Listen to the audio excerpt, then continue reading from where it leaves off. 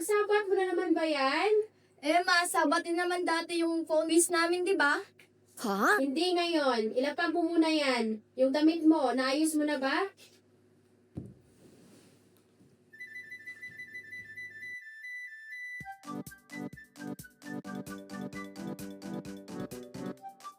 Entertain, magalasutso na. Tapos na ako. Saan na kayo? Tay, pwede ka ba din sa church? Hindi po pwede, sabat ngayon. Mamaya na lang ka maglaro after sunset. Tay, gusto mo maglaro. Hindi nga pwede, tanghali na, late na tayo. Tara, alis na tayo. Please lang po, Sige, Tay. huwag kang makinig. Tama na yan. Ha? Mamaya na lang maglaro pagkatapos ng sunset, ha? Ha?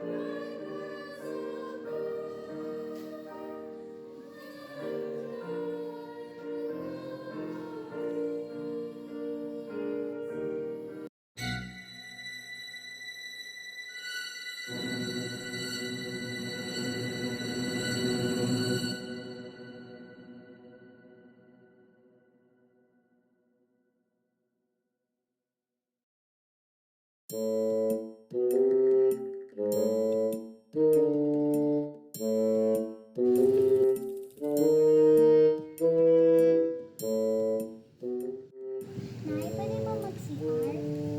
Nakarating lang natin. Kasi ka lang po.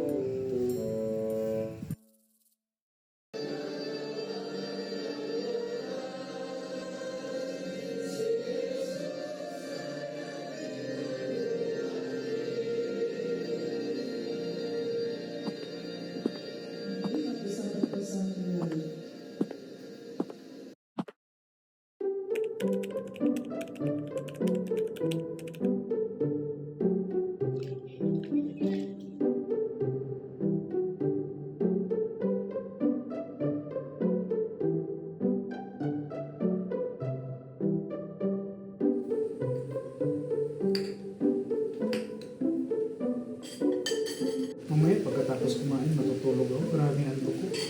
Ako rin po, wala namang gagawin eh. Nay, pwede mo po natin po i-visit po yung friend ko po.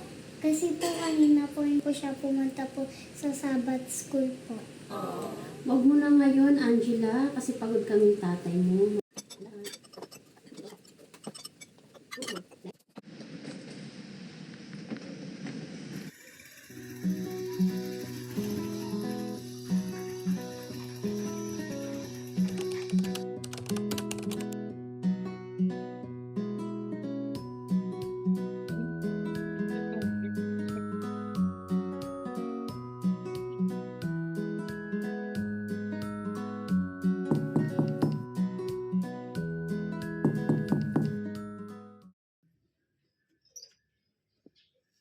Magandang hapon. Ay, Pastor! Ikaw po pala yan. Pasok po kayo. Kamusta ko kayo?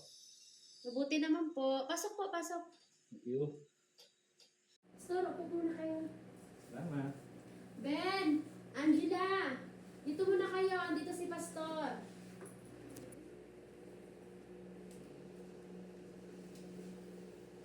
Pastor, nadalaw po kayo. Ano pong sadya?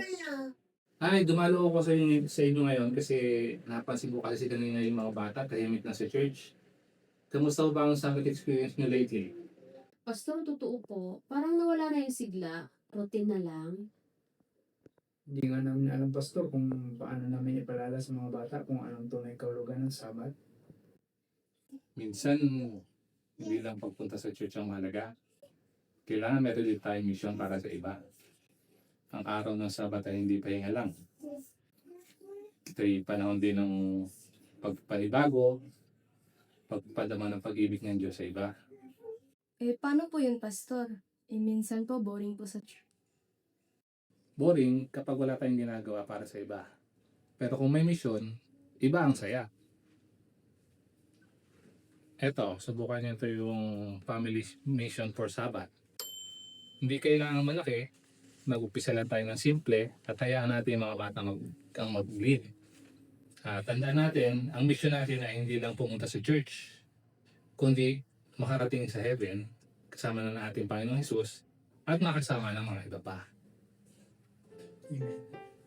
Eh, magugustuhan to na Angela. Angela, halika. May dalang activity si Pastor. Halika, dali. Tingnan mo. Ganda, di ba? Ang dami mo. Go. Ayun na, gawin natin yung Sabbath Kindness Walk. Magbigay tayo ng Bible verse card. At pwede rin ako mag-lead ng Youth Prayer Challenge para sa GC app. Ayun, pwede natin gawing mas meaningful ang Sabat. Simula ngayon, hindi lang tayo uupo. Gagawa tayo ng misyon tuwing Sabat. Amen. So, paano po? Di ako'y tutuloy na po. Pero bago po tayo mag-pray po muna tayo.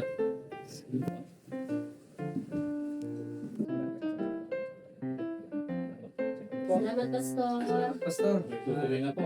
ingat po Kita kayo. po tayo sa next Sabbath. Sige po. Salamat po. Sige po. Salamat. Bye-bye.